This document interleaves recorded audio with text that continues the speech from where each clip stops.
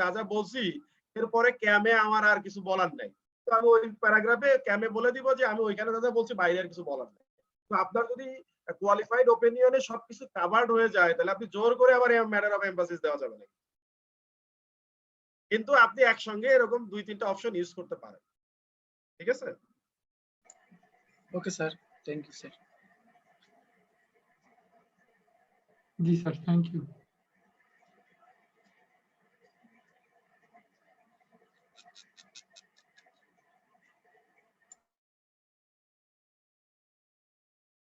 আল্লাহ হাফেজ, আসসালামু আলাইকুম।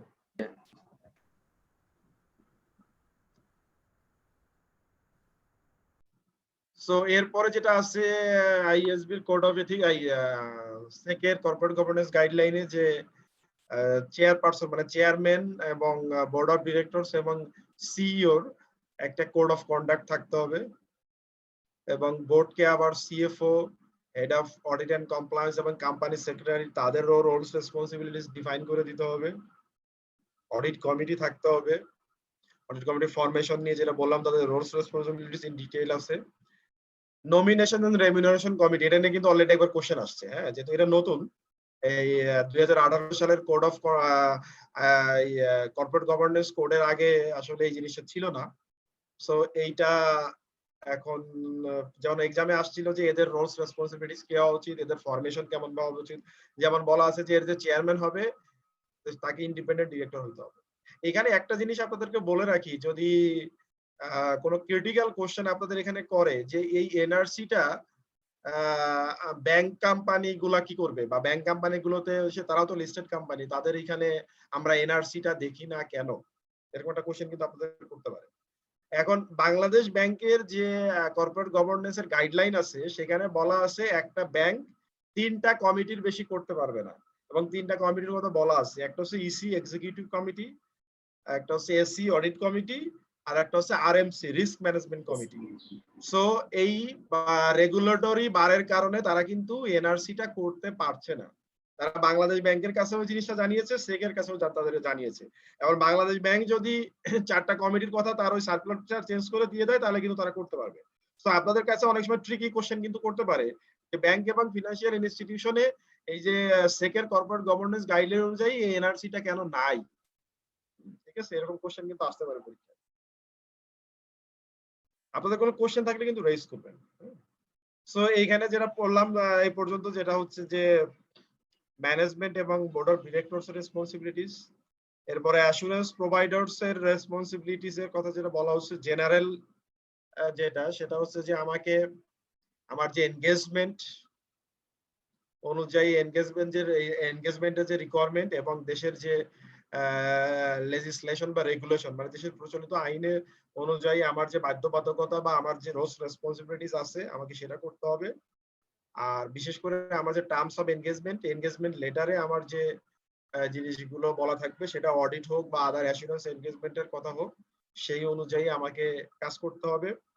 আমাকে এথিক্যাল এবং প্রফেশনাল স্ট্যান্ডার্ড, আমার এথিক্যাল বিশেষ করে আমার যে ইন্ডিপেন্ডেন্সের যে রিকোয়ারমেন্ট সেটা আমাকে ফুলফিল করতে হবে, এবং প্রফেশনাল স্ট্যান্ডার্ড যে জিনিসগুলো আছে যেমন আমাদের যে আইএসবি এর কোড অফ এথিক্স এর যে ফান্ডামেন্টাল প্রিন্সিপাল ওই জিনিসগুলো আমাকে মেনটেন করতে হবে।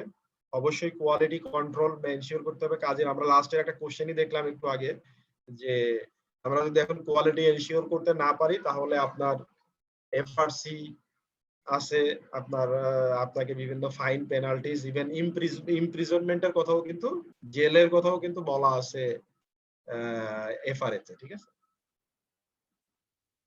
এরপরে স্পেসিফিক্যালি যদি স্ট্যাটিউটরি অডিট নিয়ে বলা হয় সেখানে আমাদের কোম্পানিজ অ্যাক্ট 1994 অনুযায়ী আসলে আমরা যে অডিটটা করি, যেমন কোম্পানিজ অ্যাক্ট 1994 এ বলা আছে যে প্রত্যেক বছর শেষেই বাংলাদেশের কোম্পানিগুলোকে তাকে অডিটরকে দিয়ে অডিট করাতে হবে। তো সেই অনুযায়ী আমাদেরকে কি করতে হয়, আমাদেরকে ইন্ডিপেন্ডেন্ট ওপিনিয়ন দিতে হয় কোম্পানির financial statement true and fair view দিচ্ছে কিনা, এবং ফিনান্সিয়াল স্টেটমেন্টটা আইএফআরএস অনুযায়ী প্রিপেয়ার্ড করা হচ্ছে কিনা সেটা আমাকে বলতে হয়।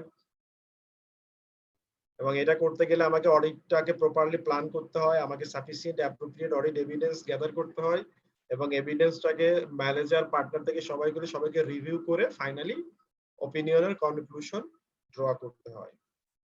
আর যেটা বললাম যে আমাদের ইন্ডিপেন্ডেন্স মেনটেন করতে হয়, সেটা আমাদের কোম্পানিজ অ্যাক্টে যেমন বলা আছে আমাদের কারা কারা কোম্পানির অডিটর হতে পারবে না।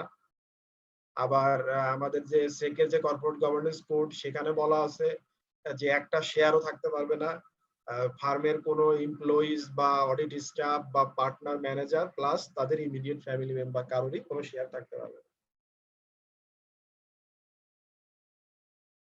তো এখানে যেটা বলা হচ্ছে যে আমাকে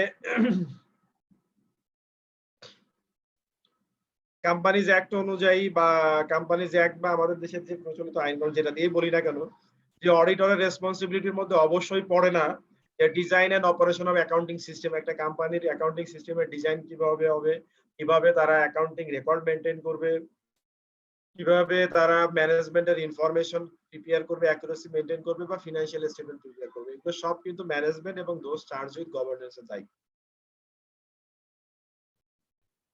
তারপরে যে এরর ডেফিসিয়েন্সি অ্যাকাউন্টিং রেকর্ডের এগুলো কিন্তু আইডেন্টিফাই করা আমার দায়িত্ব। হ্যাঁ, আমি আমার অডিট করতে যে যত কিছু পাবো আমি রিপোর্ট করব। তারপরে একটা কোম্পানির ফ্রড প্রিভেনশন করা, এটারও প্রাইমারি রেসপন্সিবিলিটি হচ্ছে ম্যানেজমেন্ট এবং দোজ চার্জ উইথ গভর্নেন্সের। বাট আমি আমার অডিট করতে যে আমার অ্যাটলিস্ট ম্যাটেরিয়াল যে সমস্ত ফ্রড ফরজারি বা মিস স্টেটমেন্ট আছে সেটা বের করার সর্বোচ্চ চেষ্টা আমি করব। তারপরে ইমম্যাটেরিয়াল ফ্রড ফরজারি এটাও আমার দায়িত্ব না।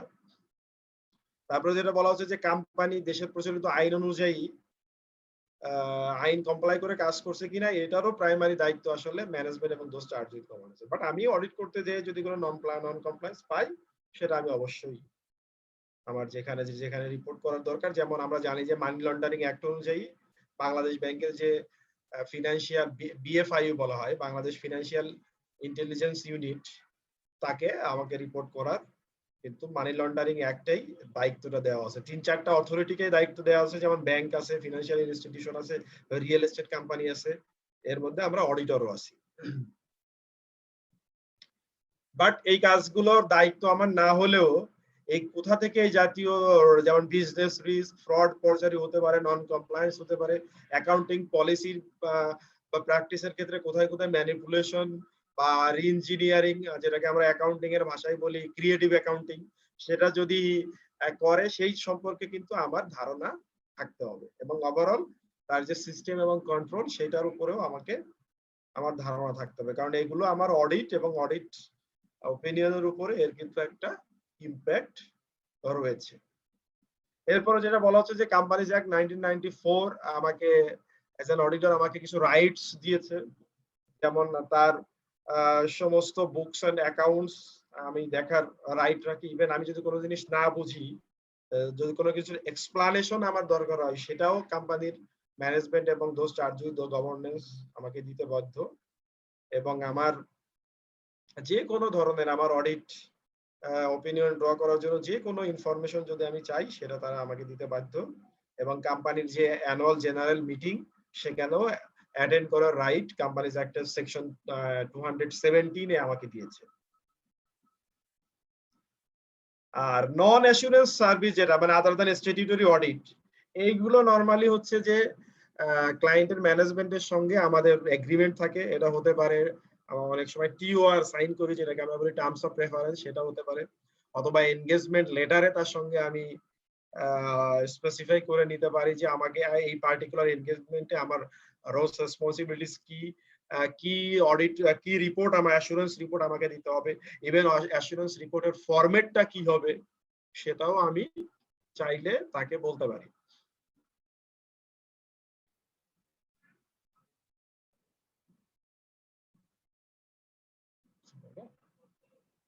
আম্মু কিছু বলবা?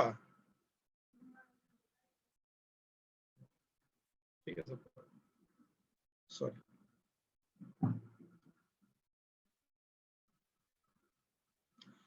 বাট আমি যে নন অ্যাসুরেন্স সার্ভিস গুলা দিব, এখানে অনেক উদাহরণ দেওয়া আছে যে তার রেকর্ড কিপিং এ হেল্প করতে পারি, ম্যানেজমেন্ট ইনফরমেশন, তারপরে ফিনান্সিয়াল স্টেটমেন্ট প্রিপারেশন করতে পারি, তার ট্যাক্স রিটার্ন প্রিপারেশন আমি হেল্প করতে পারি। বাট এখানে যে কি পয়েন্ট যেটা যে management retains the overall responsibility for all lease matters.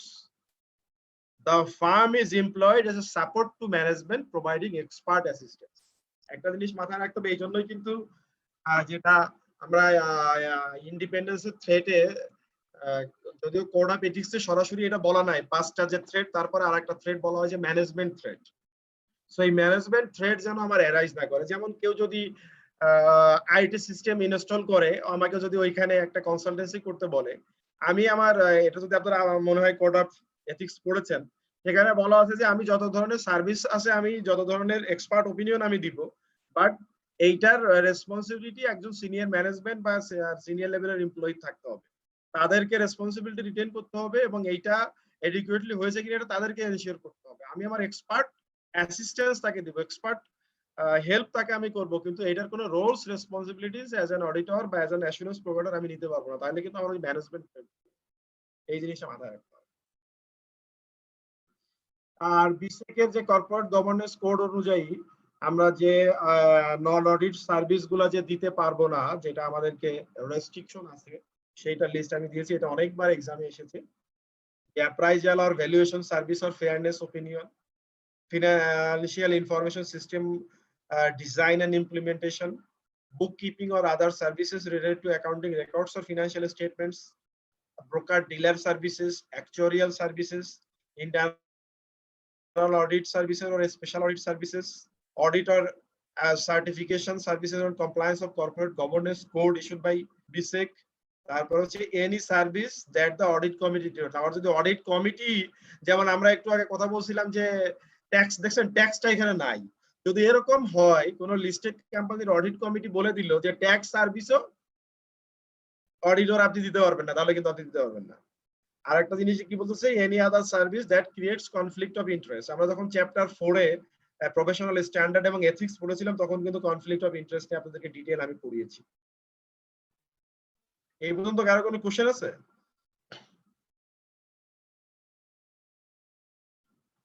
কারো কোনো কোশ্চেন থাকলে বলতে পারেন।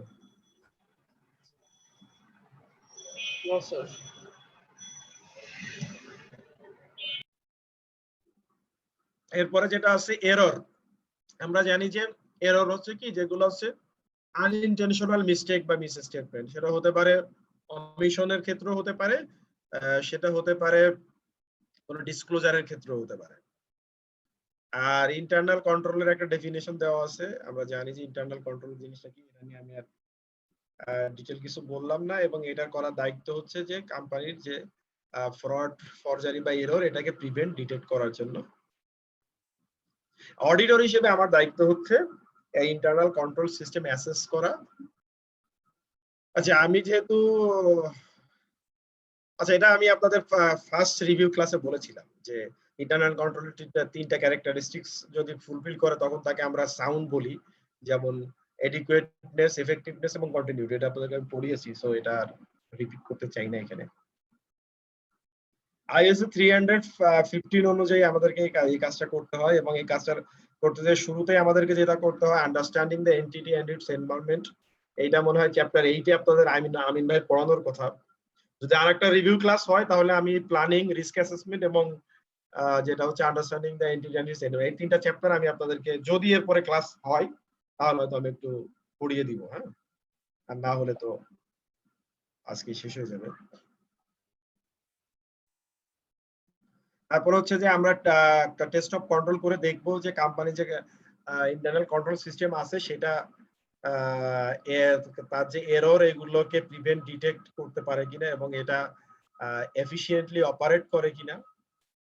আর যদি এখানে আমাদের সিগনিফিকেন্ট ডেভিয়েশনস পাই, তাহলে আমাকে test of control, test of detail, যেটাকে আমরা সাবস্টেন্টিভ টেস্ট বলি, তো সাবস্টেন্টিভ টেস্ট করে আমাকে আমার রিস্কটাকে রিডিউস করার চেষ্টা করতে হবে। তারপর ISO 330, যেটা হচ্ছে যে অডিটরস রেসপন্সেস টু অ্যাসেস রিস্ক। এটাও আপনাদের মনে হয় রিস্ক অ্যাসেসমেন্টের চ্যাপ্টার, মনে হয় চ্যাপ্টার 10, সো সেখানে আপনার পড়ার কথা। তারপরে যেটা আছে যে reporting on internal control weakness. Internal, যেমন ISO 260 আপনাদের আমি পড়িয়েছি, যখন রিপোর্ট পড়িয়েছি, যে communication with those charged with governance. আবার 265 একটা আছে, যেটা হচ্ছে যে communicating deficiencies in internal control to those charged with governance. So internal control related যে সমস্ত ডেফিসিয়েন্সি আমরা পাবো সেটা কিন্তু ISA 265 বলছে যে দোজ চার্জ উইথ গভর্নেন্স কে আমাকে রিটেন কমিউনিকেশন করে বলতে হবে, বিশেষ করে যেগুলো সিগনিফিকেন্ট এবং যেটা আমার অডিটরের জাজমেন্ট অনুযায়ী আমার মনে হচ্ছে এটা দোজ চার্জ উইথ গভর্নেন্স এর অ্যাটেনশনে আনা উচিত।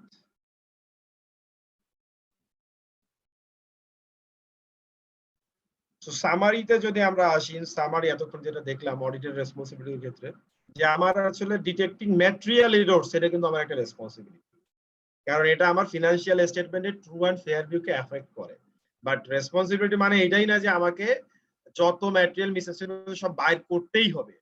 আমার যে যতগুলো আইএসএ আছে আইএসএ অনুযায়ী অ্যাজ অ্যান অডিটর আমার সর্বোচ্চ আমার বেস্ট প্রফেশনাল জাজমেন্ট অনুযায়ী আমার প্রফেশনাল স্কেপটিসিজম মেইনটেইন করে যা যা করা উচিত সেগুলো আমি সর্বোচ্চ করবো। আর যেহেতু আমি স্যাম্পল বা টেস্ট বেসিসে কাজ করি, তো আমার টেস্টিং এর বাইরে থাকলে তো সবকিছু আমি আনকভার করতে পারবো না। বাট আমার আইএসএ তে যেখানে যা বলা আছে সেগুলো আমাকে ফুল কমপ্লাই করতে হবে এবং আমার কোনো নেগলিজেন্স থাকলে হবে না কোনো কাজ। আর ম্যানেজমেন্টস আর responsible for internal control system capable of preventing or detecting error. So একটা ইন্টারনাল কন্ট্রোল সিস্টেম এরর কে প্রিভেন্ট এবং ডিটেক্ট করতে পারছে কিনা এটার দায়িত্ব ম্যানেজমেন্টের, কারণ ইন্টারনাল কন্ট্রোল সিস্টেম ডিজাইন এবং ইমপ্লিমেন্ট তারাই করে।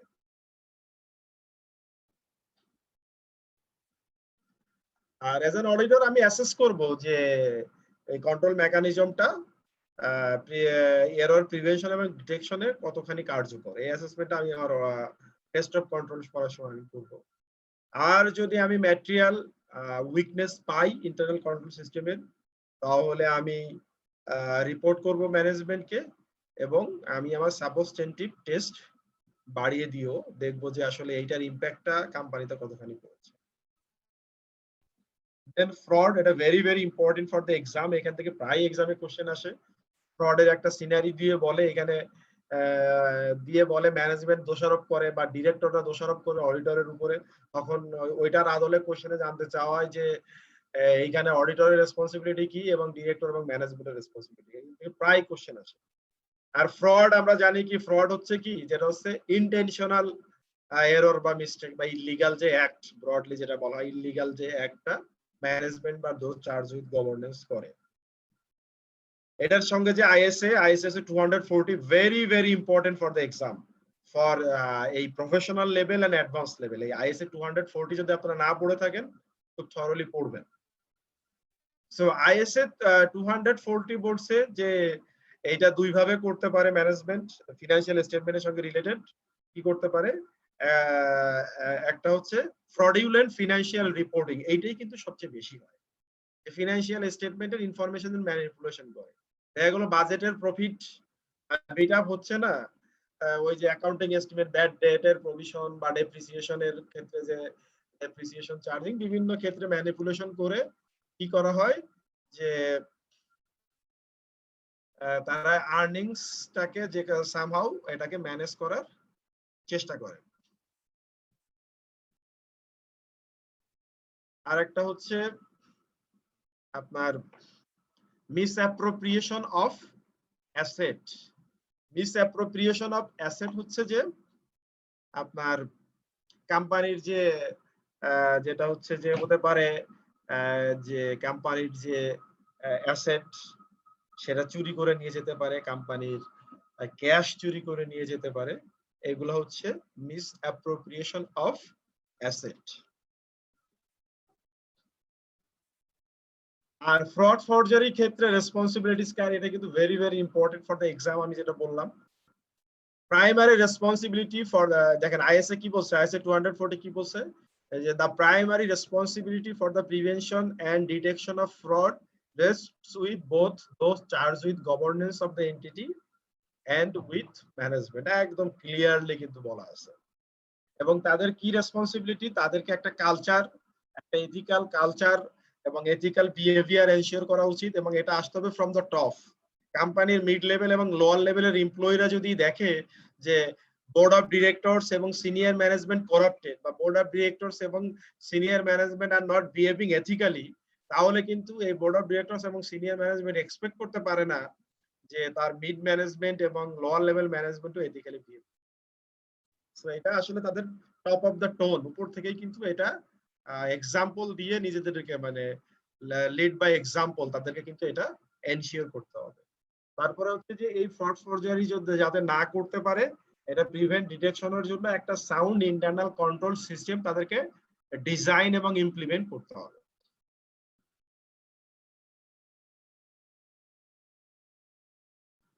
So those charge with governance, কি বলতেছে, দোজ চার্জ উইথ গভর্নেন্স তো ডে টু ডে ম্যানেজমেন্টের সঙ্গে থাকে না, এটা তো কারো কাজ করে এমডি নেতৃত্বে বা সিইও নেতৃত্বে একটা টিম। তো তারা যে সমস্ত বোর্ড, যে সমস্ত পলিসি বা যে কন্ট্রোল মেকানিজম, এগুলো সম্পর্কে তারা যে সমস্ত সাজেশন তাদের বোর্ড মিটিং বা বিভিন্ন সময় দিচ্ছে, এগুলো ম্যানেজমেন্ট ঠিক মতো কমপ্লাই করছে কিনা, ঠিক আছে, এটা এফেক্টিভলি এবং এফিশিয়েন্টলি এটা ইমপ্লিমেন্টেড হচ্ছে কিনা, সেটা কিন্তু তাদেরকে ফলো আপ বা মনিটরিং বা রিভিউ করতে হবে। এবং অডিটর হিসেবে আমার দায়িত্ব হচ্ছে যে আমাকে রিজনেবল একটা অ্যাসুরেন্স দিতে হবে যে ফিনান্সিয়াল স্টেটমেন্টটা free from material misstatement minded. আমি কিন্তু ইমম্যাটেরিয়াল জিনিস নিয়ে কিন্তু অ্যাজ অ্যান অডিটর আমি কিন্তু কাজ করবো না। সো ম্যাটেরিয়াল মিসস্টেটমেন্ট আছে কিনা due to fraud on error, সেটা আমার বের করার সর্বোচ্চ চেষ্টা আমাকে করতে হবে। But again the auditor does not therefore offer complete assurance। আমরা কখনোই কমপ্লিট অ্যাসুরেন্স দিব না, যেহেতু আমরা জানি ইন্টারনাল কন্ট্রোল সিস্টেমের কিছু লিমিটেশন আছে, আমাদের অডিটের কিছু লিমিটেশন আছে। সো 100% গ্যারান্টি তো আমরা দিব না। এখন তো আমাদের অডিট রিপোর্টেই, আমি যখন আপনাদের রিপোর্টিং করিয়েছি, যে সেখানেই বলা আছে যে আমরা অ্যাবসলিউট গ্যারান্টি দেই না। সো একটা ক্লায়েন্টে আমরা কিভাবে রিস্ক অ্যাসেসমেন্ট করব, সেটা আইএসএ 240 তে বলা আছে, যেটা মনে হয় চ্যাপ্টার 9 বা 9 এ আপনাদেরকে আমিন ভাই পড়ানোর কথা, না পড়ালে পড়াবেন উনি।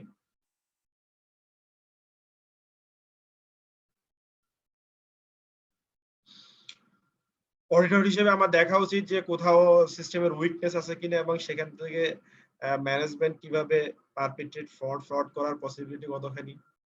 তারপর তারা আর্নিং ম্যানেজমেন্ট করতে চায় কিনা ফ্রডুলেন্ট ফিনান্সিয়াল রিপোর্টিং এর মাধ্যমে, যারা বললাম যে বাজেট যদি মিট না হয় তাদের ইনসেনটিভ, বোনাস, ইনক্রিমেন্ট, প্রমোশন, এগুলো সবকিছুতে এফেক্ট করতে পারে। সো তারা, এবং আপনাদেরকে আমি বলি যে আমরা যে দুইটা টাইপস একটু আগে জানলাম যে আইএসএ 240 অনুযায়ী, একটা হচ্ছে ফ্রডুলেন্ট ফিনান্সিয়াল রিপোর্টিং, একটা হচ্ছে মিসঅ্যাপ্রোপ্রিয়েশন অফ অ্যাসেট। ওয়ার্ল্ডে যত ফ্রড ফরজারি হয়েছে সেটা দেখা গেছে রিসার্চ করে যে 70-80% ফ্রড ফরজারি হয়েছে প্রথমটার ক্ষেত্রে, যে ফ্রডুলেন্ট ফিনান্সিয়াল রিপোর্ট। তারপরে হচ্ছে যে কোনো নন ইন্টারনাল এক্সটার্নাল ফ্রড আছে কিনা, ম্যানেজমেন্ট এই যে ক্যাশ বা আদার অ্যাসেটে তাদের অ্যাক্সেস কিরকম, কিভাবে তারা এটা মিসঅ্যাপ্রোপ্রিয়েট করতে পারে, পসিবিলিটি কেমন।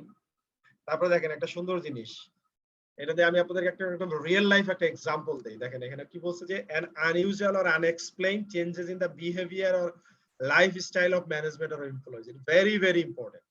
এবং আমি আপনাদেরকে উদাহরণ দিই, আমি আমার যে ফার্মের পরে তো আমি এই জবটাই করছি, আমি আসলে পরে চেঞ্জ করি নাই। মোর দেন 9 years I am doing job in EBL। আমি EBL এ জয়েন করেছিলাম হচ্ছে 2011 সালের অক্টোবরে। আমি ব্যাংকটার নাম না বলি, 2012 সালের শুরুতেই খুব বড় একটা ব্যাংকের কার্ডের ক্ষেত্রে, ক্রেডিট কার্ডের ক্ষেত্রে এরকম ফ্রড ফরজারি ধরা পড়ে, এমপ্লয়ীদের ইনভলভমেন্ট, এবং পুরো ব্যাংকে ইন্ডাস্ট্রি নিয়ে তোলপাড় হয়ে যায়। এবং এটার পরে যেটা হয়, আমার ব্যাংক এই ক্রেডিট কার্ডের পুরো কার্ড ম্যানেজমেন্টের উপরে একটা কম্প্রিহেন্সিভ ইন্টারনালি একটা টিম করে একটা অডিট করা, ওই টিমটাতে আমি আসলে কাজ করেছিলাম, এবং পুরো রিপোর্টটাই আমার লেখা, অনেক রিগোরাস একটা কাজ করেছিলাম। এবং এটা আমার জন্য এটা হচ্ছে গুড অপরচুনিটি টু মি, ওই যে গরুর রচনা লেখানোর মতো আর কি, যে নিজের এরিয়ার একটা কাজ পেয়ে গেলাম। এবং ওইটা করে আমি অনেক প্রপোজিশন, রিকমেন্ডেশন দিয়েছিলাম। তখন কার্ডের যে বিজনেস এবং কার্ডের যে অপারেশনস আমার ব্যাংকের আগে ছিল একই আমব্রেলাতে, তখন এটা দুটো সেপারেট আমব্রেলাতে চলে যায়। এখানে যেটা বলি, যে ওই যে ব্যাংকে এই ফ্রড ফরজারিটা হয়েছিল, এটা ধরলো কেমনে? আপনারা মোটামুটি ব্যাংকের যারা চাকরি করে ডেজিগনেশন সম্পর্কে আপনাদের আইডিয়া আছে, যেমন এই যে প্রিন্সিপাল অফিসার, সিনিয়র অফিসার, এই টাইপের কিছু এমপ্লয়ি এবং আপনারা জানেন যে এক্সিকিউটিভ যেটাকে আমরা বলি মিনিমাম এবিপি না হইলে, অনেক ব্যাংকে আবার এবিপি হইলেও এক্সিকিউটিভ করে না, তারপরে রেলো যে করে। নরমালি ইন জেনারেল বিভিন্ন ফার্মে এবিপি বা এসএবিপি হইলে তারা গাড়ি পায়, যেটাকে এক্সিকিউটিভ পজিশন। এরা যারা এই যে সিনিয়র অফিসার, প্রিন্সিপাল অফিসার, এদের বেতন কিন্তু খুব বেশি না। এরা ফ্রড এরা এই ক্রেডিট কার্ডের কি করতো, কার্ড ক্লোন করে আর্টিফিশিয়াল কার্ড করে করে এই ট্রানজাকশন করে করে এই টাকা তারা, অনেক টাকা তারা এখান থেকে হাতিয়ে নিয়েছে। এবং ধরা পড়ছে কিভাবে, তাদের যারা পিআর কলিগ বা আশেপাশের লোকজন দেখে যে senior officer, principal officer, employee কারণে অকারণে মালয়েশিয়া, ইন্দোনেশিয়া, থাইল্যান্ড বিভিন্ন দেশে ঘুরতে যায়।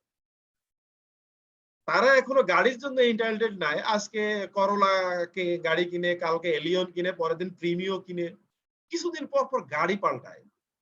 খুব দামি দামি পারফিউম বা সেন্ট ইউজ করে, খুব দামি দামি ব্র্যান্ডের কাপড় পরে, যেটা আসলে তাদের যে আর্নিংস অনুযায়ী তাদের এই লাইফ স্টাইলটা যায় না। কোনোভাবেই কিন্তু তাদের ফ্রড তারা ধরতে পারে নাই। এই লাইফ স্টাইল দেখে আশেপাশের পিয়ার কলিগ প্লাস তাদের যারা সিনিয়র, তাদের সন্দেহ হয় যে এরা এত টাকা কোথা থেকে পায়, এই যে লাক্সারিয়াস লাইফ লিড করে, এই টাকাটা কোথা থেকে আসে।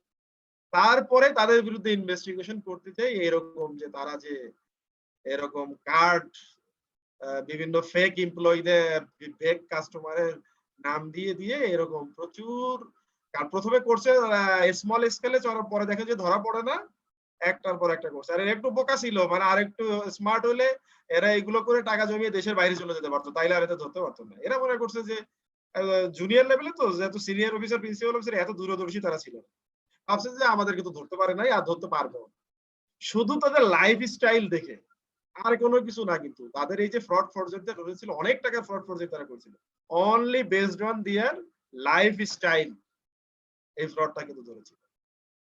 বোঝা গেল আমি যে এক্সাম্পলটা দিলাম? জি স্যার। জি স্যার।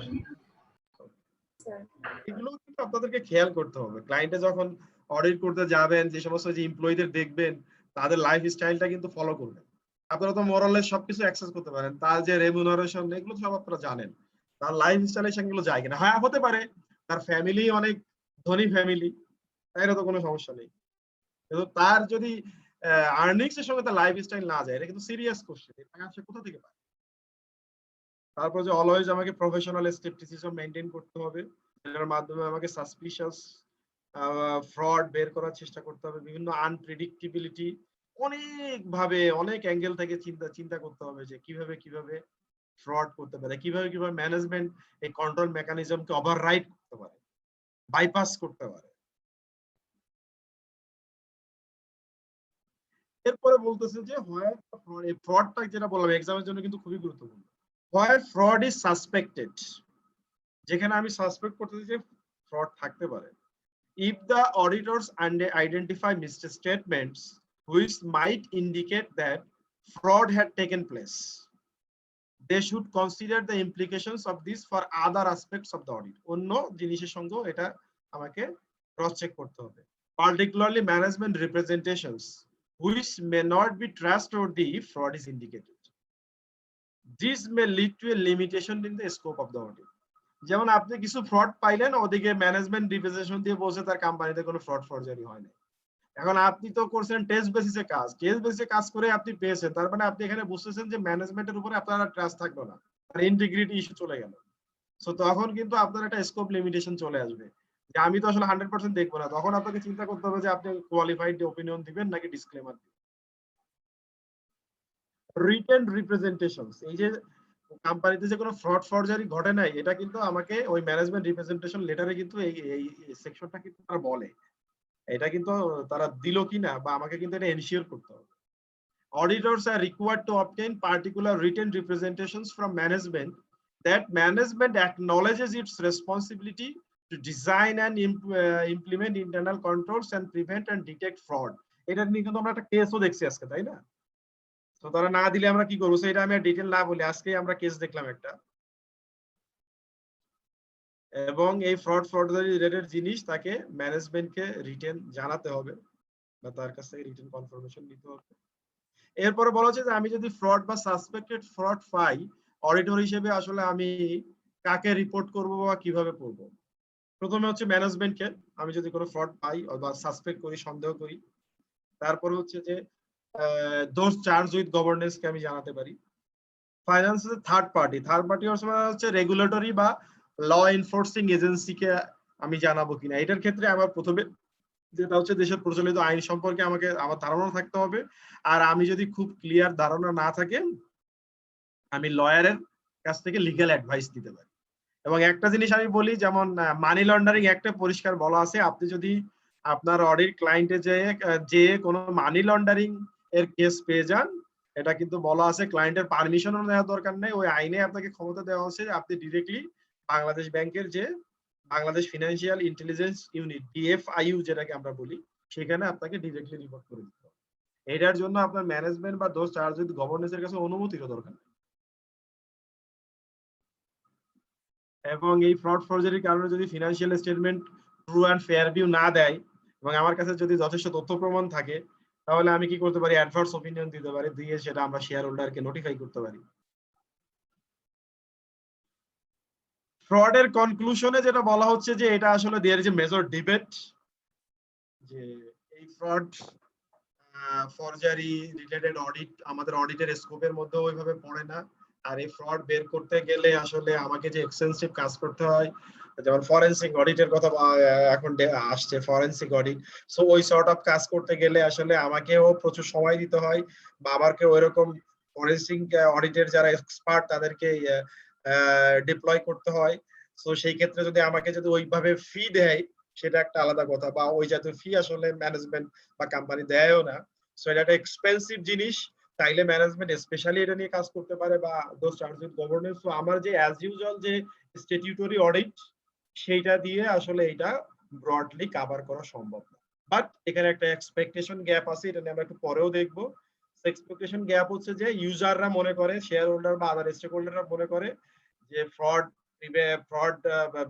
ডিটেক্ট করার দায়িত্ব অডিটরের। তো অডিটর ম্যাটেরিয়াল ইমম্যাটেরিয়াল সব ধরনের ফ্রডই তারা বের করবে, এটা তারা মনে করে, কিন্তু এটা তো আমরা একটু আগেই দেখে আসলাম, এটা আমার দায়িত্ব না। হ্যাঁ, ম্যাটেরিয়াল ফ্রড বের করার আমি সর্বোচ্চ চেষ্টা করব। তো এই জিনিসটাই এখানে বলা আছে। ওই যে সার্ভিসের কস্টিং এর কথা যেটা বললাম, তো অডিটরস এনগেজমেন্ট লেটারে আমরা এগুলো ক্লিয়ারলি বলে দিব। এবং এখানে যেটা বলা হচ্ছে যে এই ডিবেটটা আসলে সোসাইটি এট লার্জের সঙ্গে এই ডিবেটটা যায় না। কারণ হচ্ছে যে এই যে আমরা অডিট এনগেজমেন্ট লেটার দেই, এটা একটা private communication between the auditor and management and those charge with governance. আমি জানি না ভবিষ্যতে এরকম কোনো সেকশন ISA 210 এমন কোনো চেঞ্জ আসবে কিনা, যে অডিট এনগেজমেন্ট লেটারও ফিনান্সিয়াল অডিট রিপোর্টের সঙ্গে, অথবা কোনো রেগুলেটরি কোনো আইন আসতে পারে কিনা যে এনগেজমেন্ট লেটারও অ্যানুয়াল রিপোর্টে ডিসক্লোজ করতে হবে। মানে এনগেজমেন্ট লেটারে যে অডিটরের যে দায় দায়িত্বের কথা বলা আছে, সেটাও তাহলে তারা জানতে পারবে, বা এক্সপেকটেশন গ্যাপটা কমে যাবে। বাট কারেন্টলি আমরা জানি যে this is a private communication between board of directors along with management and auditors. তারপর হচ্ছে compliance with laws and regulations. Management তাদের কোম্পানি এবং দোজ চার্জ উইথ গভর্নেন্স কোম্পানিকে অপারেট করতে যে ল অফ দ্য ল্যান্ড, এটা তারা মেনে চলছে কিনা। আমরা অডিটর হিসেবে আসলে দেখবো যে ফিনান্সিয়াল স্টেটমেন্টের সঙ্গে যেগুলো ডিরেক্ট ইম্প্যাক্ট আছে, যে সমস্ত নন কমপ্লায়েন্স, সেটা আমরা দেখার চেষ্টা করব। এবং ওভারঅল রেগুলেটরি ইস্যু আমাদেরকে দেখতে হয়, কারণ হচ্ছে যেমন ট্যাক্স ভ্যাটের কমপ্লায়েন্স, তাদের TDS ঠিকমতো হয়েছে কিনা, এটাও আমাদেরকে দেখতে হয়। তো যতখানি পারা যায় এটা আমরা করব। যে নন কমপ্লায়েন্স গুলো হচ্ছে, ওটার ফিনান্সিয়াল স্টেটমেন্টের কোনো ডিরেক্ট ইম্প্যাক্ট আছে কিনা, এবং কোম্পানির অপারেশনের ক্ষেত্রে যে ইম্প্যাক্ট গুলো, সেটা আমরা দেখার চেষ্টা করব। এবং এটা আমরা অডিটররা কোথা থেকে জানতে পারবো, যখন ওই যে তার understanding the entity and its environment, এটা নিয়ে যখন কাজ করব, তখন আসলে এই জাতীয় কমপ্লায়েন্স নন কমপ্লায়েন্স গুলো বের হয়ে আসবে। এবং রিস্ক অ্যাসেসমেন্ট যেটা বললাম যে চ্যাপ্টার 9 এ ইন ডিটেইল আছে, এইখানেও আমি আরো রেফারেন্সটা দেই নাই, আপনাদের ম্যানুয়ালেও এখানেও চ্যাপ্টার 9 কে রেফার করা ছিল। সো এই জিনিসটা আর আমি এখানে লিখি নাই। আর একটা ISA আছে, ISA 250A, যে consideration of laws and regulations in audit of financial statements. এই ক্ষেত্রে যেটা বলা আছে যে আমাকে ম্যানেজমেন্টকে ইনকোয়ারি করতে হবে এবং কোন রেগুলেটরি বডি বা কেউ কোম্পানিতে ইন্সপেকশন করেছে কিনা বা ইন্সপেকশন করছে কিনা, কোন ল এনফোর্সিং এজেন্সি ইন্সপেকশন করা মানেই বুঝতে হবে যে সামথিং রং।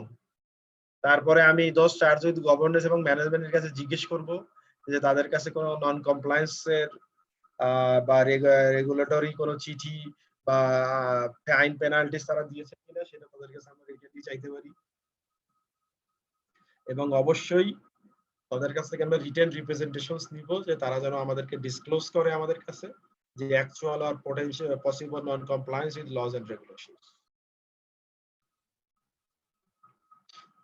এবং আমি যদি অ্যাজ এন অডিটর কোনো নন কমপ্লায়েন্স সাসপেক্ট করি, সেটার আমার ওয়ার্কিং পেপার ফাইলে সেটাকে ডকুমেন্টেড করব, ম্যানেজমেন্টের সঙ্গে ডিসকাস করব, এবং আমি যদি এই নন কমপ্লায়েন্সের ক্ষেত্রে sufficient appropriate audit evidence gather না করতে পারি, that will be treated as scope limitation, এবং এটার কারণে আমরা আনকোয়ালিফাইড ওপিনিয়ন আর দিতে পারবো না, আমাকে মডিফাইড ওপিনিয়ন দিতে হবে। আর যে laws and regulations non compliance আমরা কাকে রিপোর্ট করব? দোজ চার্জ উইথ গভর্নেন্স কে জানাবো, বিশেষ করে তার অডিট কমিটিকে। এবং কাকে কাকে জানাতে হবে অ্যাজ এন অডিটর? আমি আমার সেফটির জন্য আমি লিগ্যাল অ্যাডভাইস নিতে পারি। তারপর ফিনান্সিয়াল স্টেটমেন্ট যদি ট্রু অ্যান্ড ফেয়ার ভিউ না দেয়, তখনই আমি আসলে জানাতে পারি শেয়ার হোল্ডারদেরকে। আর থার্ড পার্টি যেটা বললাম, এখানে আমি উদাহরণ দিয়েছি, যদিও এই উদাহরণটা আপনাদের ম্যানুয়ালে না, আমি এনেছি যে যেমন একটা উদাহরণ হচ্ছে যে মানি লন্ডারিং এর ক্ষেত্রে আমাকে বিএফআইইউ ইউনিট, বিএফআইইউ যেটা Bangladesh financial intelligence unit Bangladesh ব্যাংকের, তাকে আমার জানাইতে হবে। ফাইনালি যেটা বলা হচ্ছে যে আসলে বিজনেসের ক্ষেত্রে অনেক লস রেগুলেশনস আসছে। এটা আসলে যদি ম্যানেজমেন্ট বা দোজ চার্জ উইথ গভর্নেন্স মনে করে যে অডিটর তার অডিট করতে এসে আমার এই জাতীয় সব কাজ করে দিবে, নন কমপ্লায়েন্স দেখে দিবে, এটা আসলে সম্ভব না। এটা হতে পারে তার ইন্টারনাল অডিট টিমের মাধ্যমে তারা করতে পারে, অথবা ইন্ডাস্ট্রি যারা এক্সপার্ট আছে তাদেরকে দিয়েও মাঝে মধ্যে তাদের নন কমপ্লায়েন্স হচ্ছে কিনা সেই কাজটা তারা করিয়ে নিতে পারে। দেন অ্যানাদার ইম্পর্টেন্ট ইস্যু এই চ্যাপ্টারের, যেটা আপনাদের এক্সামের জন্য, সেটা হচ্ছে রিলেটেড পার্টি। এটা ম্যাটেরিয়ালিটি পড়াতে যে আমি আপনাদের অনেকখানি কভার করেছিলাম। সো অ্যাকাউন্টিং স্ট্যান্ডার্ড বলেছে যে সমস্ত রিলেটেড পার্টি ট্রানজাকশন ডিসক্লোজ করতে হবে, কারণ এইটা ডিসক্লোজার না থাকলে যেটা হচ্ছে এখানে অনেক রিস্ক থাকতে পারে, অনেক আর্মস লেন্থ ট্রানজাকশন না করে সেটা বোর্ড অফ ডিরেক্টরস বা তাদের ইমিডিয়েট ফ্যামিলি মেম্বারদের যে সমস্ত কোম্পানি আছে বা কোম্পানির যে সমস্ত সিস্টার কনসার্ন আছে, সেখানে তারা কি করতে পারে, আনডিউ ট্রানজাকশন করতে পারে। তো আমরা কি করব অডিটর হিসেবে? রিলেটেড পার্টি নিয়ে আমরা কথা বলেছি, রিলেটেড পার্টি কারা সেটা আমি বললাম না, একটা ক্লাসে আমরা এটাও কভার করেছি। সো আমি বোর্ড অফ ডিরেক্টরস এর কাছে রিলেটেড পার্টির লিস্ট চাইবো। লিস্টটা আমরা আমাদের অডিট টিমের সবার মধ্যে ডিস্ট্রিবিউট করব, এবং আমরা যে যে এরিয়াতে কাজ করব আমাদের দায়িত্ব হবে তখন ওই রিলেটেড পার্টি যেগুলো আছে ওগুলো কোনো ট্রানজাকশন বা কোনো প্রসেসের সঙ্গে তারা লিঙ্কড কিনা সেটা বারবার টেস্টিং এর মাধ্যমে আমরা যে সব যত ধরনের ট্রানজাকশন বা বিভিন্ন জিনিস আমরা চেক করব, সবসময় ওই রিলেটেড পার্টির লিস্টটা আমাদেরকে মাথায় রাখতে হবে। এবং অ্যাপ্রোপ্রিয়েট ডিসক্লোজার দিয়েছে কিনা সেটা আমাকে দেখতে হবে, এবং ম্যানেজমেন্ট রিপ্রেজেন্টেশনে তাকে রিটেন রিপ্রেজেন্টেশন তার কাছ থেকে নিতে হবে যে রিলেটেড পার্টির এডিকুয়েট ডিসক্লোজার তারা দিয়েছে। Nature of related party transaction, এখানে যেটা বলা হচ্ছে যে যেটা আমি একটু আগে বললাম যে রিলেটেড পার্টি ট্রানজাকশনের ক্ষেত্রে কি হতে পারে, যে নরমালি আর্মস লেন্থ নাও হতে পারে, যেটা হচ্ছে যে একটা জিনিস কি হতে পারে, এই যে নিচে বলা আছে দুইটা জিনিস হতে পারে, যে কম প্রাইসে তার কাছে সেল করতে পারে, অথবা তার কাছ থেকে মার্কেটের চেয়ে অ্যাবনর্মাল প্রাইসে কিনতে পারে রিলেটেড পার্টির সঙ্গে। যেটা করলে কি হবে, ওই যে সিনিয়র ম্যানেজমেন্ট বা বোর্ড অফ ডিরেক্টরস বা সিস্টার কনসার্ন তারা কি হবে, আনডিউ বেনিফিটেড হবে। এবং এইটা কি কোম্পানি যারা মালিক তাদের জন্য তো ভালো না, এই জন্যই বলা হচ্ছে যে এইটা অ্যাডিকুয়েটলি ডিসক্লোজ করতে হবে। এবং এটাই বলা হচ্ছে এরপরে যে এই রিলেটেড পার্টির সঙ্গে নরমাল মার্কেট রেটে ট্রানজাকশন নাও হতে পারে, বাট আমি আপনাদেরকে ম্যাটেরিয়ালটি পড়াতে যে বলেছিলাম যে IS 24 অনুযায়ী কি, যে আর্মস লেন্থ হোক আর না হোক এত কিছু আমাকে চিন্তা করা যাবে না, all transactions with related parties even those contracted at the market rate to be disclose. এটা আমি আপনাদেরকে বলেছি, ঠিক আছে? এটা অবশ্যই ডিসক্লোজ, মানে any sort of related party transaction is material as per IS 24। So সেটা আর্মস লেন্থ হোক আর না হোক, ইরেসপেক্টিভ অফ দ্যাট সবকিছু ডিসক্লোজার থাকতে হবে ফিনান্সিয়াল স্টেটমেন্ট।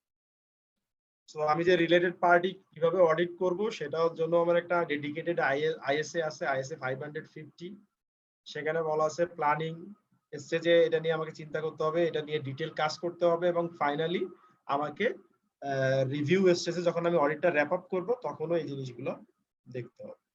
কোন আনডিসক্লোজ রিলেটেড পার্টি ট্রানজাকশন আছে কিনা সেটা প্ল্যানিং স্টেজে আমাকে প্ল্যানিং করতে হবে, কিভাবে আমি এটা খুঁজে বের করতে পারি। ISA 550 আমাকে কিছু টিপস দিয়েছে যে কোন কোন ক্ষেত্রে রিলেটেড পার্টি ট্রানজাকশন থাকতে পারে, বা আমাকে হিন্টস দিচ্ছে যে complexity of related party relationship and structure, information system may be ineffective to identify related party transactions. তারপরে যেটা হচ্ছে normal market trends may not apply, তাদেরকে আনডিউ বেনিফিট দিতে পারে, এবং এটার মাধ্যমে ফ্রড ফরজারি হতে পারে। আর ডিটেল অডিট স্টেজে আমি যেটা করব যে রিলেটেড পার্টির ফুল ডিসক্লোজার হচ্ছে কিনা ফিনান্সিয়াল স্টেটমেন্ট, আমি তার কাছে ডিটেল লিস্ট নিয়ে নিব অডিটর এবং ম্যানেজমেন্ট এবং দোজ চার্জ উইথ গভর্নেন্স এর কাছ থেকে, এবং ওই হোল লিস্ট অনুযায়ী আমরা আমাদের যখন অডিট করব যে যে সেকশনে, এটা মাথায় রাখবো। এবং কিছু স্পেসিফিক অডিট প্রসিডিউরের কথা বলা আছে ICC 550 তে, যেমন retail test of transactions and balances, সেটা আমি দেখব যে এটা ওই রিলেটেড পার্টি ট্রানজাকশন গুলো এটা আসলে আনডিউ বেনিফিট দিয়েছে কিনা। তারপরে বোর্ড মিটিং এর মাইনোটস আমরা দেখতে পারি এই রিলেটেড পার্টি ট্রানজাকশনের ক্ষেত্রে কোনো কোনো এগ্রিমেন্ট বা কোনো মিটিং এ কোনো ডিসকাশন আছে কিনা। লার্জ আনইউজুয়াল ট্রানজাকশন আমরা দেখতে পারি, বিশেষ করে ইয়ার এন্ডিং এ, রিপোর্টিং ইয়ারের এন্ডিং এর যে সমস্ত ট্রানজাকশন। তারপরে লোন রিসিভেবল পেয়েবল, তারপরে ব্যাংকের কনফার্মেশন, তারপরে গ্যারান্টর রিলেশনশিপ, এখান থেকে কিন্তু অনেক রিলেটেড পার্টি বের হয়ে চলে আসে, সো এটা আমাকে দেখতে হবে। তারপর হচ্ছে যে ইনভেস্টমেন্ট যে ট্রানজাকশন গুলা, বা কোন কোন কোম্পানি ইনভেস্টমেন্ট এনাদার বিভিন্ন কোম্পানিতে যে ইয়েগুলা ট্রানজাকশন গুলো। তারপরে বিভিন্ন অন্য কোম্পানিতে ম্যানেজমেন্ট বা বোর্ডের যে রিপ্রেজেন্টেশনস, সেটা আমাকে দেখতে হবে। রিলেটেড পার্টির সঙ্গে যে ট্রানজাকশন গুলো হলো তার পারপাসটা কি, টার্মস কন্ডিশনটা আর্মস লেন্থ কিনা সেটা আমাকে দেখতে হবে। তারপরে প্রসেসে ইনস্পেকশন করে এটার পজিশনটা দেখতে হবে। তারপরে হচ্ছে corroborating the explanation of transaction with related parties, সেটার কথা বলা হচ্ছে। আবার কোনো আনরিলেটেড থার্ড পার্টি আছে কিনা যেটা রিলেটেড পার্টি হওয়ার মতো, সেটাও আমাকে দেখতে হবে। এবং ফাইনালি তারা অ্যাপ্রোপ্রিয়েট ডিসক্লোজার দিচ্ছে কিনা সেই জিনিসগুলোর কথা এখানে বলা আছে। রিভিউ স্টেজে যেটা হচ্ছে ফাইনালি আমি কি করব, রিটেন রিপ্রেজেন্টেশন চাইবো ম্যানেজমেন্টের এবং বোর্ড অফ ডিরেক্টরস এর কাছ থেকে related to related party transactions. So this is all about related party transaction. আমি একটু দ্রুত যাচ্ছি, আপনাদেরকে লেকচার দিচ্ছি, আপনারা তো পড়েই দিবেন। আচ্ছা, এই পর্যন্ত রিলেটেড পার্টি নিয়ে কারো কোনো কোশ্চেন আছে?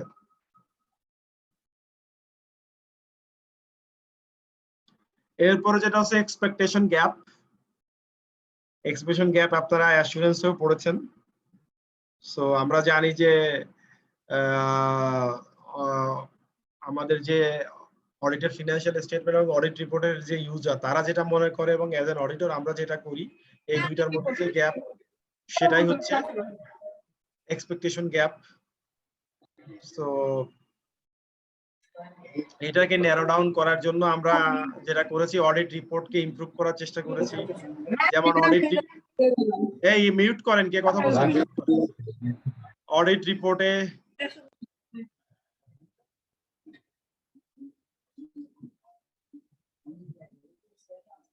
রিপোর্টে ডিরেক্টরস এবং অডিটরের যে রেসপন্সিবিলিটিস, সেটা আমরা যেমন বলি, এনগেজমেন্ট লেটারে বলি। অডিট কমিটির কি রোল সেটা আমরা বলি।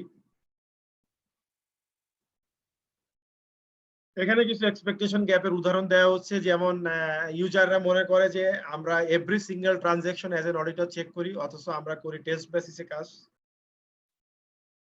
তারপরে হচ্ছে অনেকে মনে করে যে ফিনান্সিয়াল স্টেটমেন্ট প্রিপেয়ার করার রেসপন্সিবিলিটি হচ্ছে অডিটরের। এটা আমরা জানি যে এটা হচ্ছে ম্যানেজমেন্টের রেসপন্সিবিলিটি। তারপরে অনেকে মনে করে যে অডিটরের প্রাইমারি ডিউটি হচ্ছে ফ্রড ডিটেক্ট করা, সেটাও আমরা একটু আগে দেখে আসলাম যে এটা বোর্ড অফ ডিরেক্টরস এবং ম্যানেজমেন্টের রেসপন্সিবিলিটি। আবার তারা মনে করে যে সমস্ত জিনিস আমরা দেখবো চেক অল ট্রানজাকশন, অথচ আমরা কি করি, তারা ম্যাটেরিয়ালিটি কনসেপ্ট নিয়ে তাদের কোনো ধারণা নাই সেটা বলা হচ্ছে। সো আমরা ম্যাটেরিয়ালিটি কনসেপ্ট অনুযায়ী যে সমস্ত ম্যাটেরিয়াল জিনিসগুলো আমরা দেখি, এবং তারা মনে করে যে আমরা correct true and correct view, যেটা হচ্ছে আমরা গ্যারান্টি দেই, আমরা আসলে গ্যারান্টি দেই না, আমরা রিজনেবল অ্যাসুরেন্স দেই, আমরা ট্রু এন্ড ফেয়ার ভিউ দিচ্ছি কিনা সেটা বলি। পরীক্ষায় কোশ্চেন আসতে পারে যে এই এক্সপেকটেশন গ্যাপ ন্যারো ডাউন কিভাবে করা যায়। একটা হতে পারে এক্সপান্ডিং দ্য অডিট রিপোর্ট। আমরা আপনাদেরকে আমি পড়িয়েছি যে আইএসএস 700 কত রিভাইজড আমরা করেছি, তাই না? রিভাইজ করে করে এখন কোথায় চলে গেছে। এখন অডিটর এবং ডিরেক্টর ম্যানেজমেন্টের রেসপন্সিবিলিটির কথা আমরা বলি। তারপরে আমরা যে টেস্ট বেসিসে কাজ করি, কিছু এস্টিমেট জাজমেন্টের ব্যাপার আছে, আমরা যে রিজনেবল অ্যাসুরেন্স দেই, গ্যারান্টি না দেই, সেগুলোর কথা বলি। আমরা ম্যাটেরিয়াল মিস অ্যাসেসমেন্ট নিয়ে কাজ করি, আমরা ইম্যাটেরিয়াল জিনিস নিয়ে কাজ করি না। এবং আমরা কি করছি, পাবলিক ইন্টারেস্ট এন্টিটিজ এর ক্ষেত্রে এখন আমরা কি অডিট ম্যাটারসও দেই। তারপরে এনগেজমেন্ট লেটারে আমাকে বলে দেওয়া উচিত যে ম্যানেজমেন্ট এবং দোজ চার্জ উইথ গভর্নেন্স আর অডিটরের রেসপন্সিবিলিটি কি। তারপরে ডিরেক্টরস এর রেসপন্সিবিলিটি কি, সেটা বিভিন্ন জায়গায় থাকে। অডিট কমিটির রেসপন্সিবিলিটিজ এর কথা থাকে। তারপরে বলতেছে যে so why do things still go wrong. এত কিছুর পরেও দেখা যাচ্ছে কি, আমরা দেখি কোম্পানিগুলো ফেল করে, কোম্পানিতে ফ্রড ফরজারি হয়, অনেক জেনুইন মিস্টেক হয়। সো এই জিনিসগুলোর জন্য কি বলতে দেখেন, this events are never the fault of the auditor. এটা অডিটরের কোনো ফল্ট না। তারপরেও অনেকে মনে করে যে এটা যে অডিটরের এগুলো প্রিভেন্ট ডিটেক্ট করা বা এই ফেইলার গুলো দেখার দরকার ছিল। এটা আসলে অডিটরের পক্ষে তো সম্ভব না, যেহেতু আমরা কি দেখি, ইম্যাটেরিয়াল জিনিস দেখি। আর এরকম কিছু ফ্রড ফরজারির কারণেও কিন্তু still financial statement true and fair দিতে পারে। পরে দেখা গেল একটা সাবসিকুয়েন্ট কোনো একটা কারণে কোম্পানিটা কোলাপস। আর অনেক ফ্রড আছে যেগুলো পরবর্তীতে ঘটে, বা তারা অনেক কলুটেড হয়ে ফ্রড করে, যেগুলো আসলে আমরা ধরতেও পারি না। সেই সমস্ত কারণে কোম্পানিগুলো কোলাপস করে। সো অডিটর হিসেবে আমাকে শুধু ধরতে পারবে যদি আমার নেগলিজেন্ট প্রুফ হয়। নেগলিজেন্ট কিভাবে প্রুফ হবে, যদি আইএসএ বিভিন্ন যে রেসপেক্টিভ আইএসএ গুলো আছে, সেই আইএসএ গুলাতে যে সমস্ত রোলস রেসপন্সিবিলিটিস আমাকে দেওয়া আছে, বা যে ভাবে আমাকে অডিট রোলস রেসপন্সিবিলিটিস না, যেভাবে আমাকে অডিট করার কথা বলা আছে, সেইগুলো যদি আমার working paper file go through করে, যেমন আমরা যে একটা সিএ ফার্মের কোয়ালিটি কন্ট্রোল একটা কেস দেখলাম যে এনগেজমেন্ট লেটার আইয়ে কিন্তু মানে ম্যানেজমেন্ট রিপ্রেজেন্টেশন লেটার নাই, ওপেনিং ব্যালেন্স অডিট করে নাই, তারপরে আরো কি কি দেখলাম না, যে এইরকম জিনিস যদি থাকে তাহলে তো আপনার নেগলিজেন্স প্রুফ হয়ে যাবে।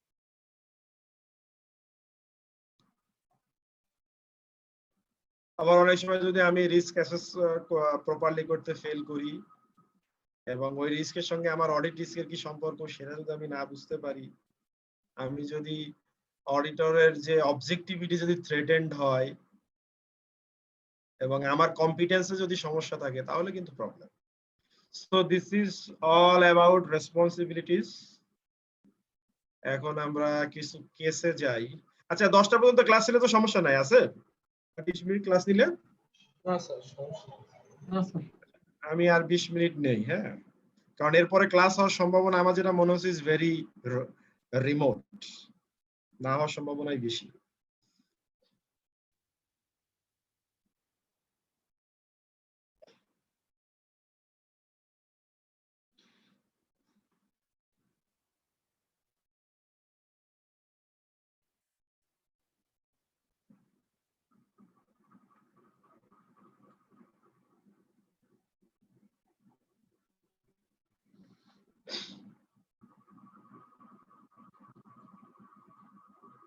কে পড়বেন?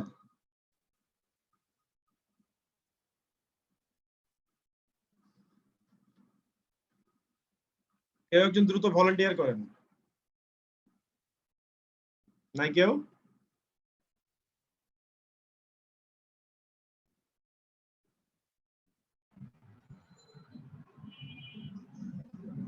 হ্যাঁ মাহবুব আপনি পড়েন। Explain the director's responsibilities in relation to the books and records of the company.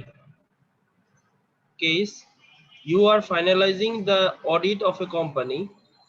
The audit highlights memorandum indicates that the company has failed to maintain proper books and records. This is because there is no non-current asset register and it was not possible to draw up a register. As some of the invoices were missing, the director is furious that the audit firm says this makes it impossible to give an unqualified audit opinion. He says that the audit firm prepared the accounts and therefore it is simply a matter of the auditor's incompetence. দেখছেন অবস্থা? Financial statement তৈরি করার দায়িত্ব কি অডিটরের? না sir, violation হয়েছে sir. আমাদের director বলতে পারে, এই জন্য বলতেছে। তাহলে প্রপার রেকর্ডিং মেইনটেইন করা, ফিনান্সিয়াল স্টেটমেন্ট প্রিপেয়ার করা এবং এই ডিসক্লোজার এনশিওর করা এবং আইএস আইএফআরএস অনুযায়ী ফিনান্সিয়াল স্টেটমেন্ট তৈরি করা কার দায়িত্ব? অডিট ম্যানেজমেন্টের স্যার। ম্যানেজমেন্টের দায়িত্ব, তাই না? Yes, sir, yes. ঠিক আছে, এটা 5 নাম্বার আমি দিয়েছি, এটা আসলে 3 নাম্বার দেওয়া উচিত। হ্যাঁ মাহবুব পরেরটা পড়েন। What steps would you take to enable you to assess whether the credit controller's suspicions সন্দেহ are reasonable? Case, during the course of your audit of Slipstream Limited, the credit controller asks for a private interview with you. During the interview, she makes it known that she suspects the chief accountant of misappropriating company funds received from debtors and altering the books. আমরা কি করব? আপনাকে একটা credit controller ডেকে বলতেছে যে chief accountant মনে হয় কিছু ফ্রড ফরজারি করতেছে। তাহলে অডিটর হিসেবে আমার কাজ কি এখন?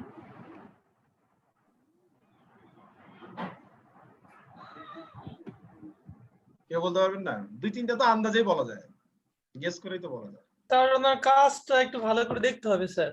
প্রথম কথা হচ্ছে যে তাকে আমি বলবো যে ভাই আপনার কাছে যে তথ্য প্রমাণ আছে সেটা ফটো তোর কাছে গায়ে নিতে হবে, যে আপনি যেটা বলতেছেন আপনার কাছে কোনো তথ্য প্রমাণ আছে কিনা। বুঝা গেল আমার কথা? জি স্যার। কি বিষয়ে সন্দেহ করছে, তারপরে সে যে এরিয়ার কথা বলছে ওই এরিয়াতে হয়তো আমি স্পেশালি চেকিং বা ইনভেস্টিগেট করে দেখব এবং ম্যানেজমেন্টের যে বিভিন্ন রিপ্রেজেন্টেশন সেখানে দেখবো যে এরকম কোনো ফ্রড ফরজারির কথা বলা আছে কিনা। আমি ডিটেইল বললাম না, আনসার দিয়ে দিব, আনসার দেখে নিন। হ্যাঁ বাবু 3 নাম্বারটা পড়েন। What should you do with regard to informing the client? B number the audit report. মানে ক্লায়েন্টকে কি বলবো, অডিট রিপোর্টে কি দিব, ঠিক আছে? During the course of the audit, you discovered that the wages clerk has been defrauding the client through not deleting levers from the payroll until 2 months after departure and as pocketing the money herself. বুঝতে পারছেন? Company থেকে চাকরি ছেড়ে গেলে পরে 2 মাসেও তাদের নাম ওই ওয়েজেস এর লিস্টে রেখে ওই 2 মাসের স্যালারি ওয়েজেস সে তার পকেটে ঢোকায়, 2 মাস পরে তাদেরকে বাদ দেয়। আমাকে ক্লায়েন্টের কি করব আমি? প্রথমে বলতেছে, একটা বলতেছে ইনফর্মিং দ্য ক্লায়েন্ট আর একটা হচ্ছে informing the related to audit report. প্রথমে ক্লায়েন্টে আসেন, ক্লায়েন্টের কি করা উচিত? ম্যানেজমেন্টের কাছে ডিসক্লোজ করা উচিত, জানানো উচিত স্যার ম্যানেজমেন্টকে। অ্যাপ্রোপ্রিয়েট ম্যানেজমেন্টকে আমার জানানো উচিত, তাই না? জি স্যার। তো ওই রিলেটেড আর দুই একটা পয়েন্ট আর আমি এটা বললাম না। এবার অডিট রিপোর্টে কি হবে স্যার? দেখতে হবে স্যার এটা কি ম্যানেজমেন্ট রিপোর্ট কিভাবে এটারে অ্যাডজাস্ট করে বা কিভাবে এটা তারা রিপ্লাই যদি কারেক্ট করে, অ্যাডজাস্ট করে, তাহলে তো আমি আর কোয়ালিফাইড ওপিনিয়ন দিব না, তাই না? আর যদি এটা সিগনিফিকেন্ট হয় এবং তারা যদি কারেকশন না করে, কারণ এটা তো কোম্পানির খরচ না, এটা কি কোম্পানির খরচ? না স্যার। না কোম্পানি খরচ না, তাইলে কিন্তু আমার রিপোর্ট কোয়ালিফাই হয়ে না যাবে। স্যার। হ্যাঁ, 4 নাম্বারটা পড়েন। State with reasons what further action you should take in relation to this matter. Case, during the course of the audit of Gamma Limited, an employee of the company informed you that a substantial cash deposit was paid into the company's bank account, and a month later, the same amount was paid by direct transfer into a bank account in the name of Epsilon, a company based overseas. The employee also informed you that the managing director of Gamma had instructed him not to record the transaction in the accounting records as it had nothing to do with Gamma's business. এটা কে বলতে পারবে এটা কিসের জিনিস বলুন তো? Sir money laundering এর মতো মনে হচ্ছে। Very good. কি হইছে, কোম্পানির অ্যাকাউন্টে টাকা জমা পড়ছে আউটসাইড একটা সোর্স থেকে, আবার ওইটা ওইখান থেকে আবার আরেকটা আউটসাইড কোম্পানিতে চলে গেছে। এটা ঠিক আছে, এটা কোম্পানির কোনো ট্রানজাকশন না, তাই না? কিন্তু কোম্পানির ব্যাংক অ্যাকাউন্ট মানে কোম্পানির প্ল্যাটফর্ম ইউজ করে একটা মানি লন্ডারিং হয়েছে। তো আমার কাজ কি ডিরেক্ট স্যার হচ্ছে যে ওই যে এমপ্লয়ি আপনাকে জানালো, আপনার ওই সময় ব্যাংক স্টেটমেন্ট চেক করা যায় আসলে ঘটনাটা ঘটেছে কিনা, তাই না? প্রথমে কনফার্ম হওয়ার পরে আমি আমার ফার্মের যদি মানি লন্ডারিং এর জন্য কোনো পার্টনার বা ম্যানেজার আলাদা অ্যাসাইন করা থাকে তাকে জিনিসটা ইনফর্ম করব, এবং মানি লন্ডারিং অ্যাক্ট অনুযায়ী যেটা আমি আপনাকে বললাম যে বাংলাদেশ ব্যাংকের বিএফআই তে আপনার জানানো দরকার, সেটা আমাকে জানাইতে হবে। 5 নাম্বারটা পড়েন। Using Alpha's fraud as an example, compare and contrast the responsibilities of the auditors in respect of fraud with the expectation of the managing director of Alpha. Case, your firm is the auditor of Alpha Limited. The managing director of Alpha discovered that the assistant accountant had used company checks and bank transfers fraudulently to pay his own personal expenses. The expenditure was reported as a company expense in the statement of profit or loss. Although the amounts involved are immaterial in the context of the financial statement, it transpired that this had been going on for several years. The managing director has expressed concern that your firm did not discover this fraud and has requested a meeting to discuss this matter. বুঝা গেল ব্যাপারটা? কোম্পানির fraud detect prevent করা কি আমার দায়িত্ব? না sir. দায়িত্ব না। তারপরে আমরা দেখলাম যে আমি তারপরে খুঁজে বের করব ম্যাটেরিয়াল ফ্রড ফর্জারি যদি থাকে। এখানে কিন্তু কোশ্চেনে বলেও দিচ্ছে এটা কি ম্যাটেরিয়াল জিনিস? না স্যার, ইম্যাটেরিয়াল। ইম্যাটেরিয়াল। সো এটা আমার আরো দায়িত্বের বাইরে। তো তার সঙ্গে ডিসকাস করে আমি এই জিনিসগুলো বলবো যে এগুলো আসলে দায়িত্ব তো ম্যানেজমেন্টের। আর যেহেতু ইম্যাটেরিয়াল, ইভেন আমি যদি এটা খুঁজে পেতামও সর্বোচ্চ আমার ম্যানেজমেন্ট রিপোর্টে যেত, আমি কি অডিট রিপোর্টে দিতে পারতাম? না স্যার। অডিট রিপোর্টে আমি দিতে পারতাম। এইটা মনে হয় একবার এক্সামে আসছে, আমার যতদূর মনে পড়তেছে 6 নাম্বারটা, আমার ঠিক মনে নাই, বাট এটা আসার মতো একটা কোশ্চেন এই রিলেটেড পার্টি। এটা পড়েন। Prepare notes for a training session for junior staff on how to identify related party transactions. Your notes should include a list of possible features which would lead you to investigate a particular transaction to determine whether it is in fact a related party transaction. Be a summary of the general audit procedure you would perform to ensure that all material related party transactions have been identified. Related party case, the training partner in your office is aware that you have covered ISF 550 related parties in your professional stage studies. He asks you to help him prepare for a training session he is about to give.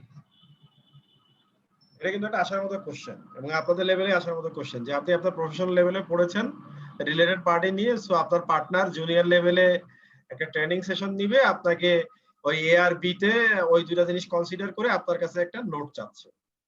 তো আমি তো related party পড়ালাম, নোটে in detail সব বলা আছে, আপনারা একটু আনসারটা দেখে নিন।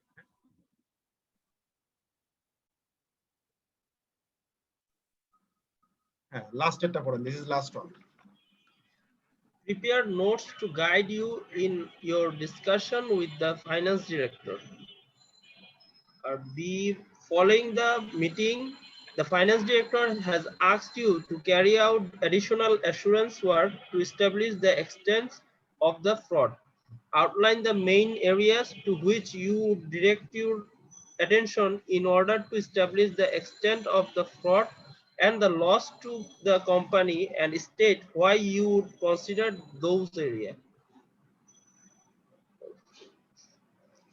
Is you are the auditor of a company with numerous branches spread throughout the Bangladesh.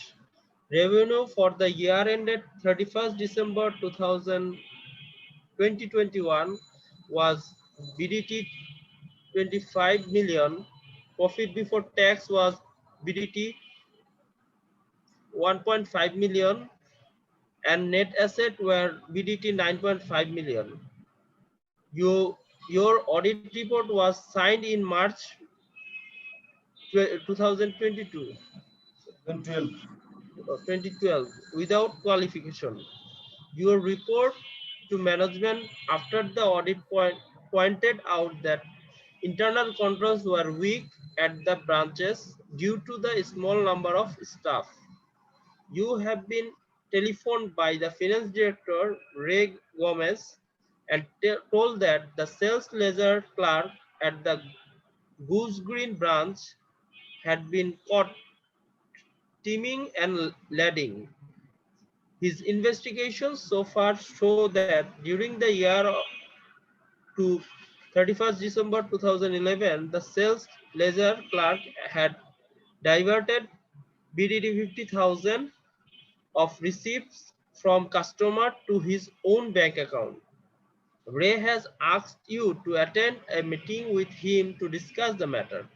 He is particularly concerned as to why the fraud was not discovered during the course of the audit and what the effect on the accounts might be. At 31st December 2011, the Goose Green branch had net asset of 4 million. 0.4 million. For the year ended on the date, the branch had revenue BDT 1 million and made a small loss. Your re-examination of your audit working papers show that your staff had visited the Goose Green branch, that no grounds for suspicion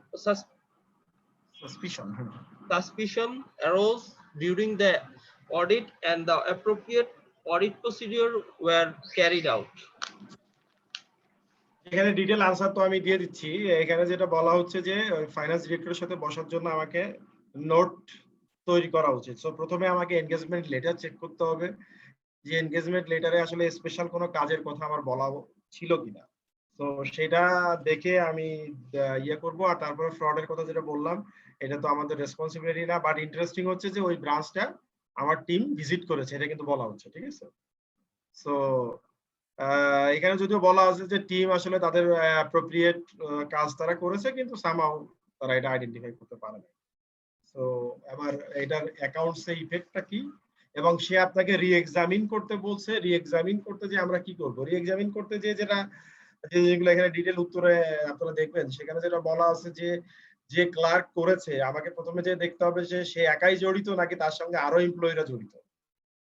তারপরে দেখতে হবে যে অন্য ব্রাঞ্চের সঙ্গে এই ক্লার্কের সম্পর্ক কেমন, তারাও কেউ তার সঙ্গে জড়িত কিনা, বা যে এরিয়াটা তার ফ্রডের কথা বেরিয়েছে আরো কোনো এরিয়াতে সে ইনভলভড ছিল কিনা, এই জাতীয় বিভিন্ন জিনিস আমাকে।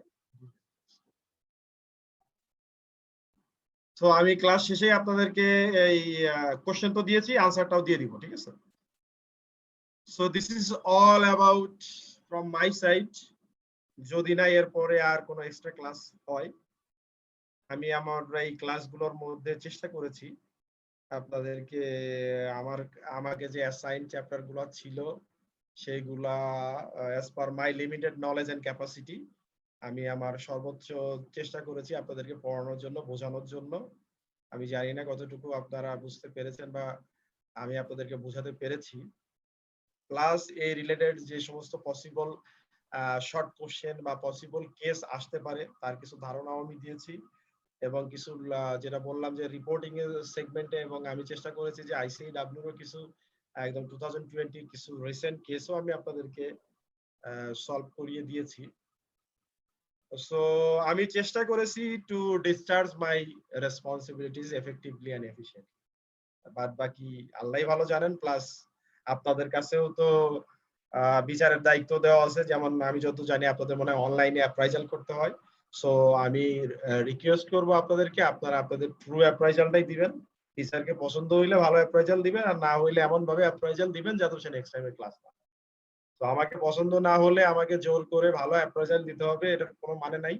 আমার চেয়ে বেটার যদি কেউ এসে এটা আরো ভালো করে আপনাদেরকে এক্সপ্লেইন করতে পারে, আরো সুন্দর করে পড়াতে পারে, আমি মনে করি আপনাদের পরে যারা আছে they have every right to get that sort of teacher. ঠিক আছে?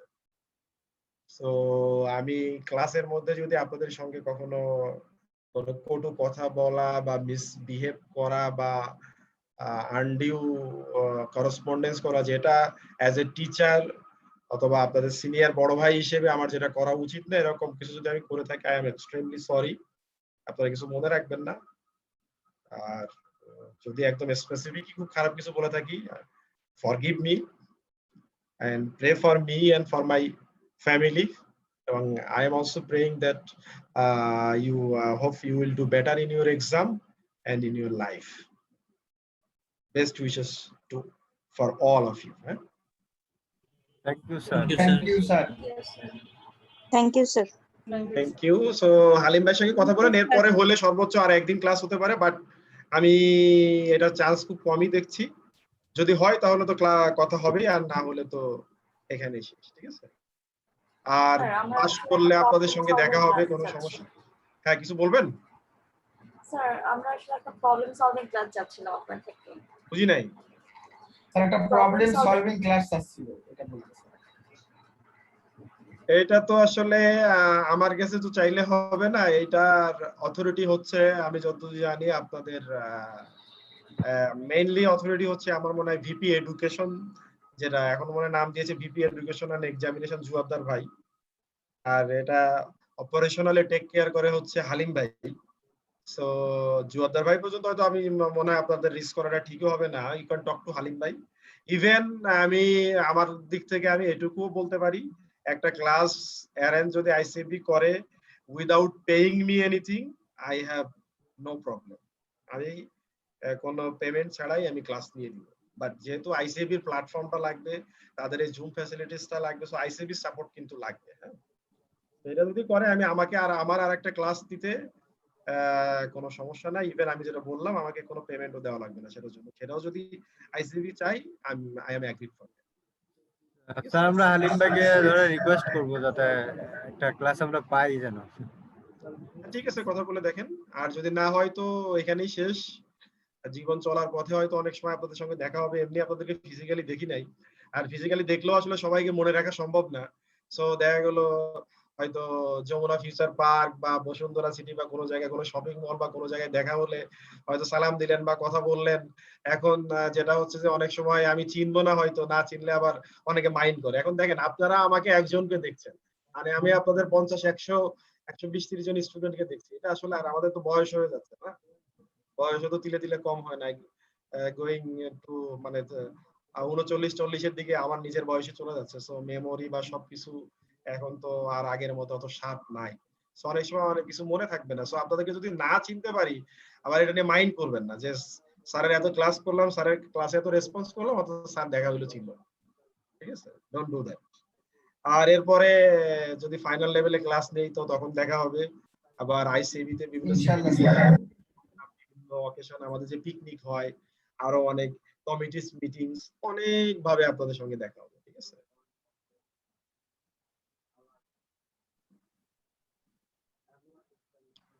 একজন আবার লিখছে কি যে আমার সঙ্গে একটা হোয়াটসঅ্যাপ গ্রুপ খোলা যাবে কিনা। ভাই আমি নিজেই অনেক হোয়াটসঅ্যাপ গ্রুপের সঙ্গে জড়িত, ঠিক আছে, আমার অফিসের বাইরে বন্ধু বান্ধব। এটা এখন আপনাদের সঙ্গে এটা আসলে এখন হচ্ছে কি খোলার অনুমতি আমি দিতে পারি, কিন্তু প্রবলেম যেটা হচ্ছে যে এটা আসলে আমার জন্য ম্যানেজ করা timely responsible is very difficult. কারণ আপনারা বুঝতেই পারতেছেন যে আমি অনেক ব্যস্ততার মধ্যে থাকি, অফিসিয়াল রেসপন্সিবিলিটিস আছে, এবং কারেন্টলি আমার ব্যাংকের কোর ব্যাংকিং যে সফটওয়্যার সেটা চেঞ্জ হচ্ছে, সেটার কোর টিমে আমি আছি।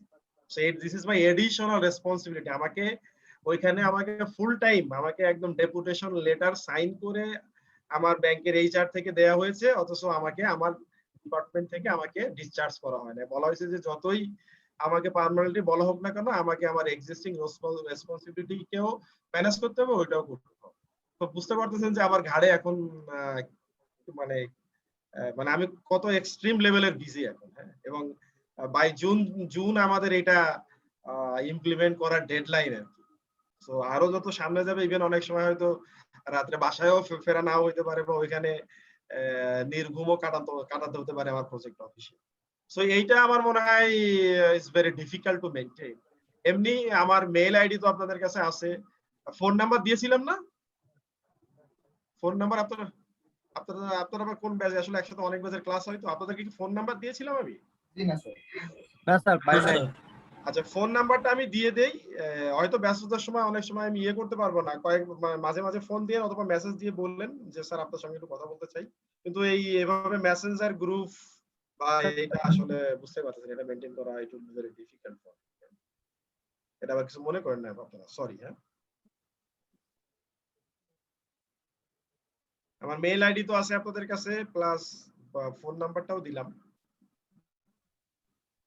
তো আর কিছু বলবেন না? অলরেডি 10টা পার হয়ে গেছে, আমার বাসা থেকেই বারবার খোঁজ দিচ্ছে যে ক্লাস কখন শেষ করবে। আর কারো কোনো কোশ্চেন বা কোনো কিছু জানা বা বলার আছে কিনা? No, sir. Thank you, sir. Next ক্লাসে আমাদেরকে কিভাবে ইফেক্টিভলি অডিট অ্যাসুরেন্স পাস করা যায় এমন কিছু টেকনিক বলে দিন স্যার। যদি হয়। জি স্যার, যদি হয় স্যার, আনসার্টেন। আচ্ছা দেখি, এক্সাম নিয়ে এখন তো আসলে সম্ভব হচ্ছে না, এক্সাম নিয়ে হয়তো আমরা কথা বলার চেষ্টা করব যদি হয়। ঠিক আছে, ভালো থাকেন আপনারা, দোয়া রাখবেন। হ্যাঁ, আমার ফ্যামিলি। আল্লাহ হাফেজ। আসসালামু আলাইকুম Thank you, স্যার। sir. নমস্কার স্যার। স্যার আসসালামু আলাইকুম।